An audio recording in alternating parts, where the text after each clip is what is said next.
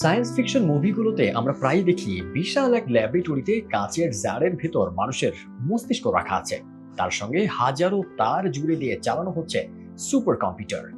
দৃশ্যগুলো দেখে আমরা রোমাঞ্চিত হই ঠিকই, কিন্তু পরক্ষণেই ভাবি এসব তো কেবলই পরিচালকের বুনো কল্পনা। কিন্তু সেই কল্পনাই এবার আক্ষরিক অর্থে বাস্তবে রূপ নিতে যাচ্ছে। প্রযুক্তি নির্ভর বিশ্বে অবিশ্বাস্য গতিতে বাড়ছে আর্টিফিশিয়াল ইন্টেলিজেন্স বা এআই এর ব্যবহার। তার জন্য বিশ্বজুড়ে প্রয়োজন হচ্ছে বিশাল সব ডেটা সেন্টার। আর এই সেন্টারগুলোর প্রাণ ভোমরা হলো আধুনিক সব সিলিকন চিপ। এর দাম যেমন আকাশচুম্বী, তেমনি এগুলো চালাতে লাগে বিপুল পরিমাণ বিদ্যুৎ। এই বিশাল বিদ্যুৎ খরচ এবং চিপের ক্রমবর্ধমান চাহিদা মেটাতে বিজ্ঞানীরা এক জাদুকর পথের সন্ধান পেয়েছেন। সেই পথটি হলো জৈবিক কম্পিউটার তৈরি করা।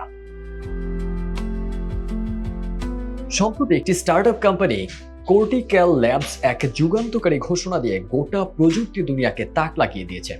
তারা মানুষের মস্তিষ্কের নিউরন কোষ দিয়ে তৈরি এমন দুটি জৈবিক ডেটা সেন্টার নির্মাণ করতে যাচ্ছে। এরা আগে তাদের ল্যাবরেটরিতে তৈরি করা নিউরনের সাহায্যে ক্লাসিক ভিডিও গেম পং খেলিয়ে বিশ্বজুড়ে হইচই ফেলে দিয়েছিল। মার্চ মাসের শুরুতেই তারা দেখিয়েছে তাদের তৈরি ফ্ল্যাগশিপ জৈবিক কম্পিউটার CL1 মাত্র এক সপ্তাহের চেষ্টায় তুমুল জনপ্রিয় এবং জটিল ভিডিও গেম ডুম খেলাও দারুণভাবে আয়ত্ত করে ফেলেছে। এই জৈবিক কম্পিউটারের সবচেয়ে বড় চমক হলো এর বিদ্যুৎ সাশ্রয়ী ক্ষমতা। বর্তমানে অত্যাধুনিক একটি AI চিপ বা GPU চালাতে হাজার হাজার ওয়াট বিদ্যুতের প্রয়োজন হয়। সেখানে কোর্টিক্যাল ল্যাবসের দাবি তাদের প্রতিটি CL1 ইউনিট চালাতে মাত্র 30 ওয়াট বিদ্যুৎ প্রয়োজন হবে। তবে প্রযুক্তি দুনিয়ার এই নতুন পথে বেশ কিছু বাধাও রয়েছে। অনেকেই ভাবছে এই প্রযুক্তি কি এখনই ঠিক সেভাবে কাজ করবে? উত্তর, না।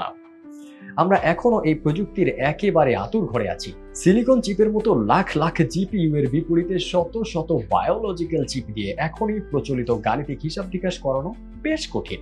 তবে বাধা যতই থাকুক, মস্তিষ্কের কোষ দিয়ে কম্পিউটার চালানোর এই সাহসী উদ্যোগ বিজ্ঞান ও প্রযুক্তির এক নতুন দিগন্তের দরজা খুলে দিয়েছে, তাতে কোনো সন্দেহ নেই। আজকের এই ছোট ছোট পদক্ষেপগুলো হয়তো আগামী দশকের প্রযুক্তি দুনিয়ার চেহারাটাই পাল্টে দেবে।